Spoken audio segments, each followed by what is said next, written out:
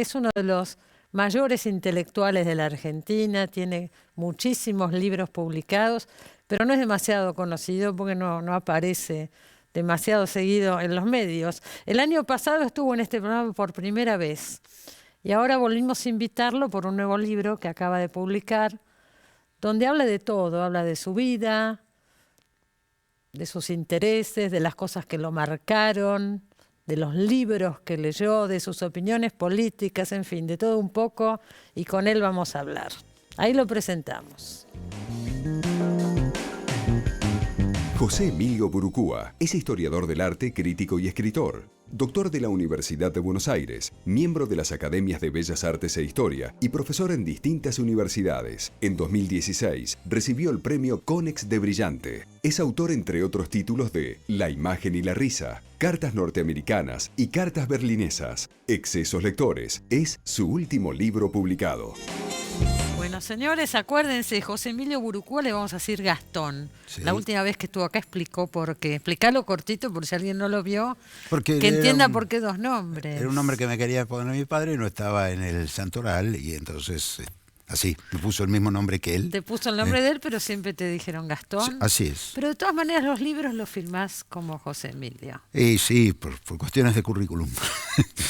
Porque Gastón Burucúa no existe. Claro, entonces, en la facultad, en las listas, en las cosas claro, no está. No existe. Claro. Bueno, Excesos lectores, ascetismos iconográficos se llama el nuevo libro. Sí, así es, sí. ¿Qué título, eh? Sí, es un poco estrafalario, ha sido bastante criticado, pero lo que quise decir allí es que, a pesar de ser yo un historiador de las imágenes, ¿no?, de haber estudiado esto durante más de 50 años, sin embargo, cuando escribí este libro me di cuenta de que lo que había sido excesivo siempre en mi vida era más bien la lectura y no tanto el contacto con las imágenes. Es muy interesante el libro porque es un poco autobiográfico, entonces va contando una vida por medio de los libros, ¿no es Exactamente, cierto? sí. Bueno, eso era la directora de la colección, que es Graciela Baticuore, a quien le estoy tan agradecido por haberme incluido entre los redactores de esta colección. Era la directiva de ella, ¿no? Hablar de tus lecturas. De la vida y las lecturas. Acá estuvo este año, o a fines del año pasado, no me acuerdo, estuvo Noelle Trick, que también integró esta colección, ¿eh? Se convoca a autores a hablar de los libros que los marcaron, de alguna manera, a lo largo de la vida, desde la infancia, ¿no? También estuvo Daniel Link. Silvia Iparraguirre. También, ahora, hay unos cuantos, sí. Bueno, sos el segundo que viene, ha estado Noelle Trick acá. Partimos, vos aprendiste a leer muy chiquito. Sí, aprendí a leer de chico, sí. Pero muy chico. Sí, a los 5 años, digamos, sí. Antes que de ir al colegio. Sí, antes de ir al colegio, sí. Pero mi primera experiencia de lectura integral, completa, plena, fue a los 6, con una película. ¿Cómo puede ser con una película? Sí, eso fue lo extraordinario. No fue con un libro, fue una película. Los subtítulos. Sí, los subtítulos de la película, que pude leerlos completos, de cabo a rabo, y entender, que fue A la hora señalada, de Gary Cooper y Grace Kelly. Mi padre, que era un fan de los westerns, me llevó. Y yo quedé absolutamente fascinado. Pensé que tenía la llave para dominar el mundo, porque había podido leer y entender. Y a la salida nomás, mi padre me compró un libro. ¿Qué libro? Que yo le pedí. Era una Ilíada para niños. El primer libro que leíste fue la Ilíada. Completo, sí, completo, así fue la Ilíada para niños. Y bueno, simplemente porque al salir había un almacén de ramos generales al lado del cine, y en la vidriera del almacén estaban los libros de la colección Villiquen. Y me atrajo ese porque había una escena de batalla. Entonces dije, comprame este libro. Yo no sabía ni qué era. Y de ahí pasaste la Odisea. Y bueno, mi padre me lo compró, y después, cuando mi madre vio lo que estaba leyendo, me dijo, pero la Odisea te va a gustar más. Entonces fui y lo compré en la misma ferretería, y ahí empecé, sí. ¿Qué otros libros? El Tesoro de la Juventud, la enciclopedia. Exacto, El Tesoro de la Juventud, que es... Porque se habla de una cosa generacional también, recordando todo esto, ¿no? El Tesoro de la Juventud estuvo en mi casa desde que nací, porque la familia de mi madre había tenido ya El Tesoro de la Juventud. Esa era una lectura de mi madre de niña. Sí, era la enciclopedia tradicional, ¿no? Claro, y mi padre, que era vecino de mi madre, se conocían desde chicos, que no tenía el tesoro, iba a leer El Tesoro de la Juventud a casa de mi madre, cuando eran niños. Y entonces él siempre había tenido en la cabeza que sus hijos tuvieran el tesoro también. Y apenas nacido me compró El Tesoro de la Juventud. Y mi abuelo compró la biblioteca para guardarlo. Así que ahí lo tenías esperándote, ahí estaba, ¿no? esperándome, sí. Y después, bueno, era una lectura cotidiana, el libro de las narraciones interesantes, el libro de América Latina, el libro de los porqué. Era fantástico El Tesoro, sí. ¿Qué leían en el colegio? ¿A qué colegio ibas en la primaria? Yo fui al colegio José María Ramos Mejía, un colegio del Estado, que está en la calle Don Bosco y 33. ¿Está todavía? Sí. Hace poco cumplió 100 años y fui a la ceremonia, fue muy emocionante. ¿Qué pasó? Porque vos contás en el libro que tu primera idea no era, tu padre no quería que fueras al Nacional Buenos Aires. Así es, sí. Vos fuiste influenciado por tu mamá y unos tíos. Así es. Pero no fue una buena experiencia. Y me llama la atención porque la mayoría de los exalumnos están tan orgullosos y vos decís, no, para mí no fue bueno. No, pero por lo que pasa que yo no puedo dejar de reconocer la calidad académica. La calidad académica, las cosas extraordinarias que yo aprendí en ese colegio, pero pienso que en la adolescencia es necesario algo más. Ahí tiene que haber algún tipo de acompañamiento emocional que yo no tuve. Yo no fui feliz en ese colegio. Fui bastante desgraciado, triste. No ¿Por el nivel de exigencia? No, porque vos siempre fuiste muy buen alumno, no tenías problema con eso. No tanto por el nivel de exigencia, sino porque estaba instalado, y yo creo que ha seguido así, ese colegio. Estaba instalado un espíritu de competencia muy fuerte entre los propios estudiantes. Y yo eso no lo toleré mucho. Pero bueno, terminé, hice todos los 6 años allí y reconozco, por supuesto, pero es un poco como la Iglesia Católica, quiero decir, ¿no? Es decir, uno va a encontrar seres extraordinarios en la historia de la Iglesia, seres absolutamente fuera de lo común y grandes espíritus, pero como institución, digamos, cuanto uno la tenga más lejos, mejor. Mejor para uno, decís. Sí. De todas maneras, en la secundaria vos marcás algunos libros, descubrís la literatura argentina, por ejemplo. Sí, claro. La radiografía de la Pampa, por ejemplo. Martínez Estrada. Claro. Después Borges, ¿no? Las ruinas circulares. Ese fue el primer cuento de Borges que yo leí gracias a un profesor que se llamó de Sousa. Él fue el profesor y nos hizo leer también La trama celeste de Bioy Casares. Y a Roberto Al también le llegó. A Roberto Al, el juguete rabioso. Exactamente.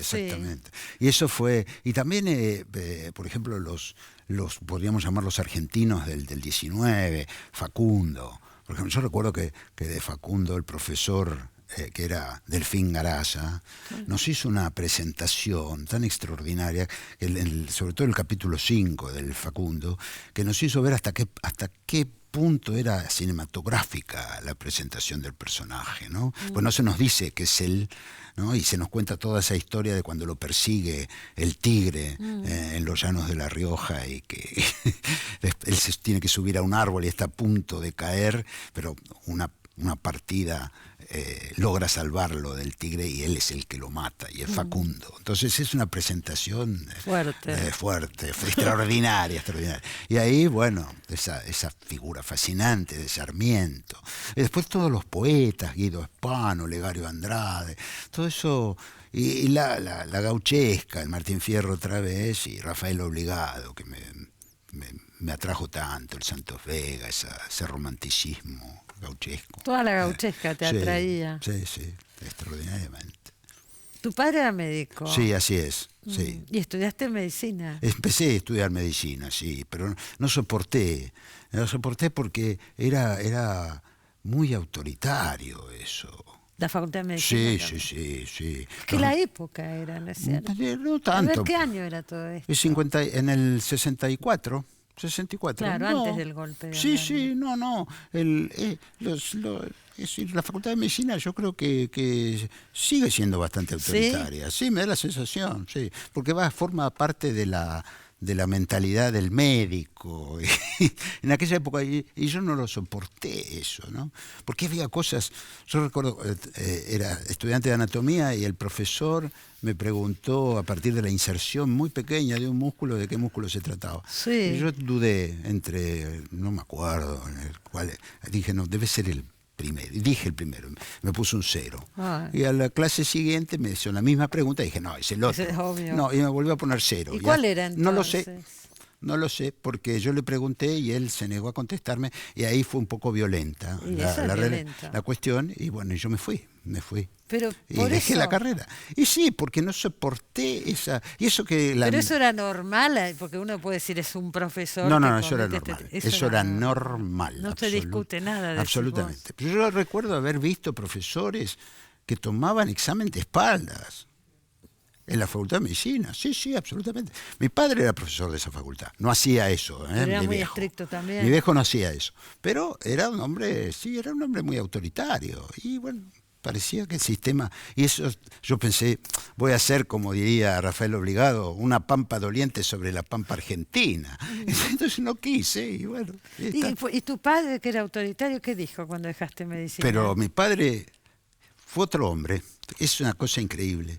Porque, sí, mi padre había sido muy exigente, pero cuando le dije que yo no quería estudiar medicina, fue como si lo hubiera liberado de un gran peso, de una gran responsabilidad, que era de transformarme en un médico excelente. Lo liberé, y entonces mi padre se convirtió en otra persona.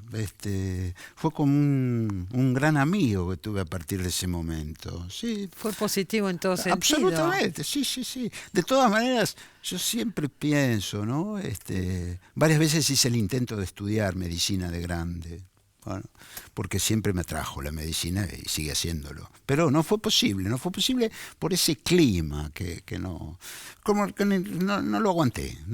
Pensé, no, voy a repetir mi experiencia del Buenos Aires, 6 años, otra vez, a la espera. No, mejor me voy a otra parte. Vos la otra vez que viniste acá dijiste que desde chico, una vez que viajaste con tu abuela a Europa, que conocí en la adolescencia, creo, sí, o antes, a los 14 años. A los 14 años.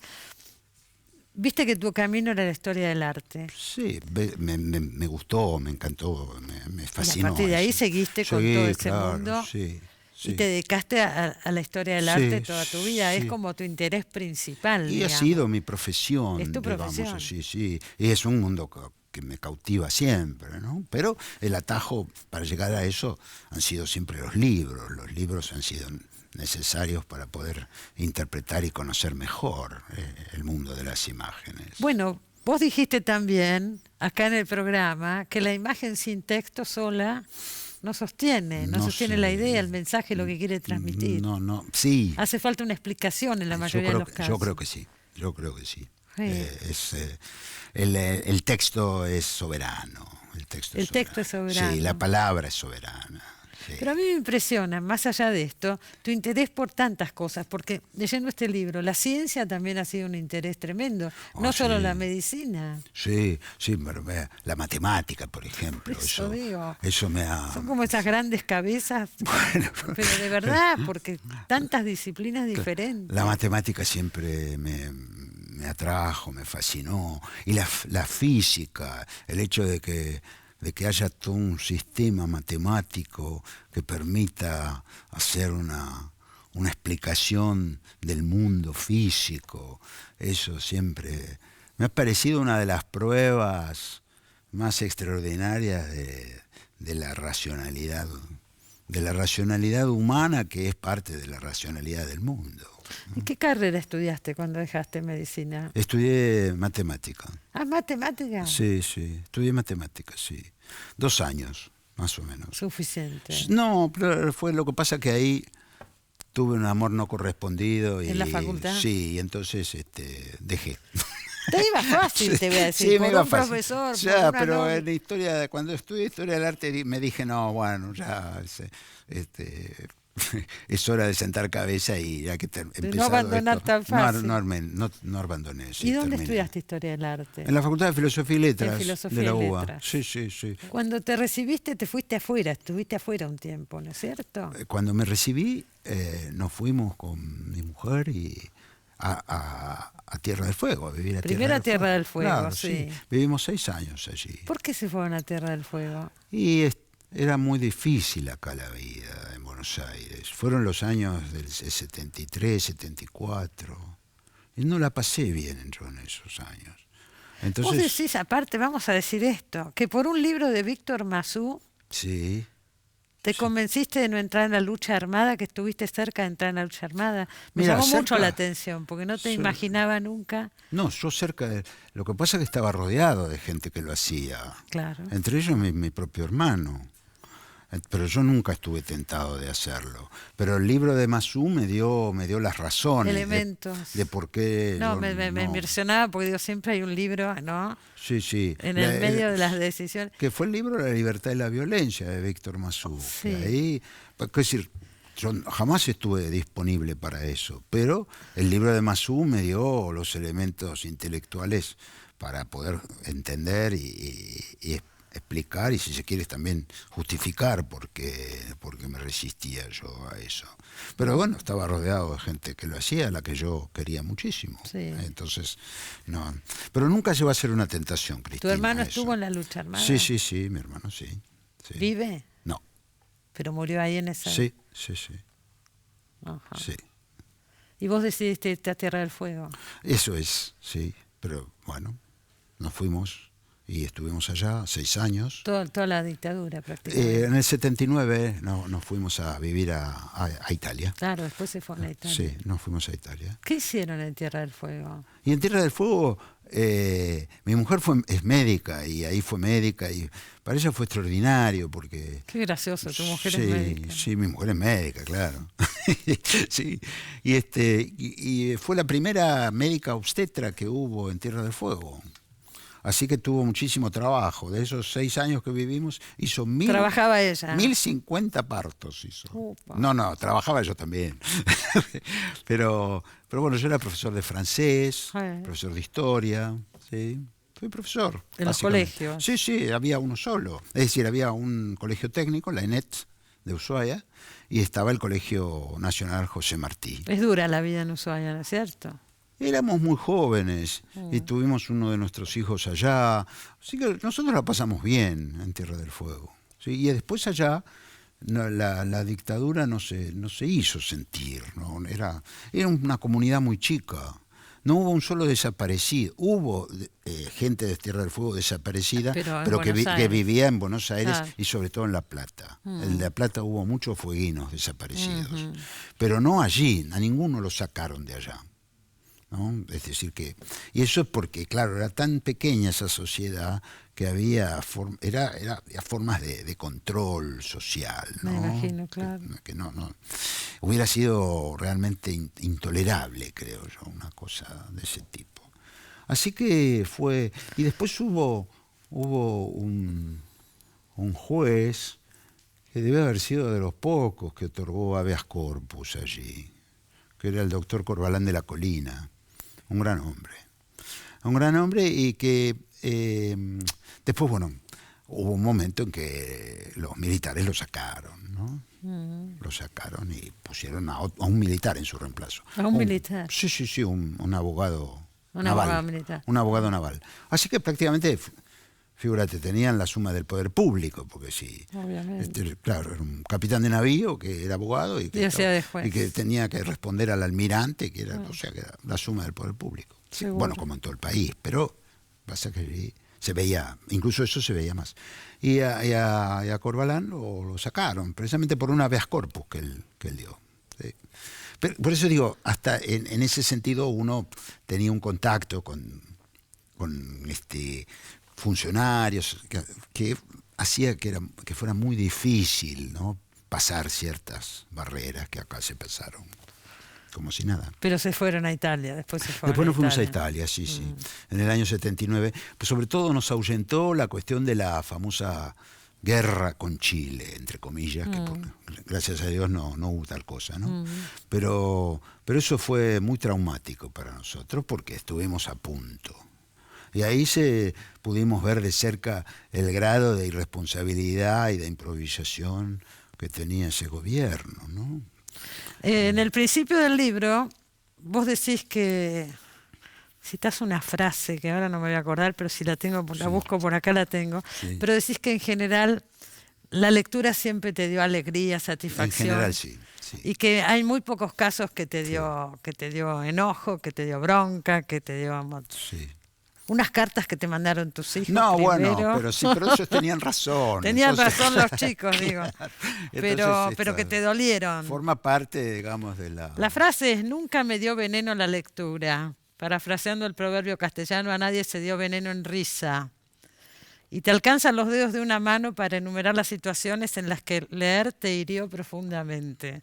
3 cartas de tus hijos y después las mentiras de los militares durante la dictadura y la guerra de Malvinas, y también los escritos políticos peronistas. Sí, bueno, sos un antiperonista absoluto. Bueno, no soy antiperonista, antiperonista. No me gusta el peronismo. Bueno. Nunca fui peronista, pero no soy anti. Mira, te doy cuenta no soy anti, pero considero que nunca quise pertenecer a ese movimiento y entiendo que su raíz militar y de derecha fascista nunca desapareció, ¿no? Además, esa cuestión del liderazgo y la verticalidad, no comulgo con eso, ¿no?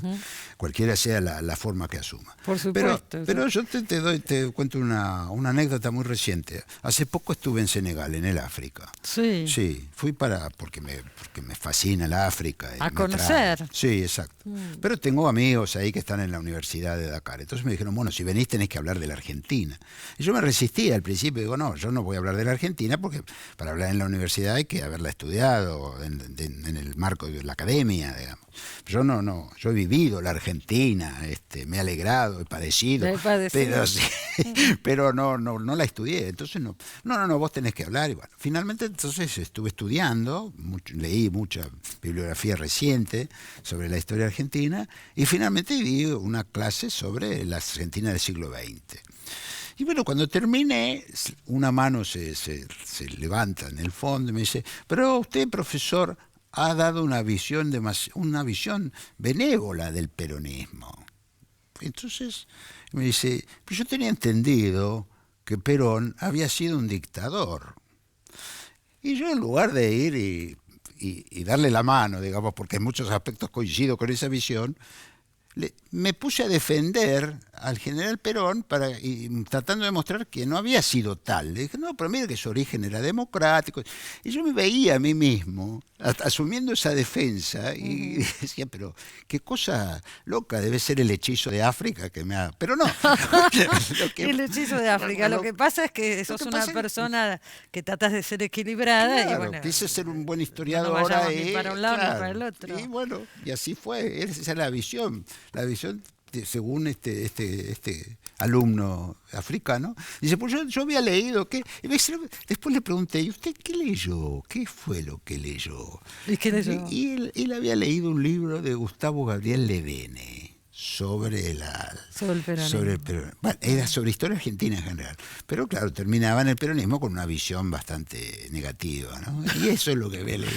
Señores, si quieren seguir con todos estos temas, excesos lectores, ascetismos iconográficos. Nombre complicado le han puesto al libro. Yo le puse. Bueno, un poco complicado. Me confieso, sí. Pero es una guía de lectura impresionante. O sea, lo que hemos dicho acá, lo que se ha hablado acá, son poquísimos temas al lado de todo lo que toca y con la profundidad que lo toca. Muchas gracias. Gracias de nuevo Cristina, por haber venido. Gracias a vos por invitarme.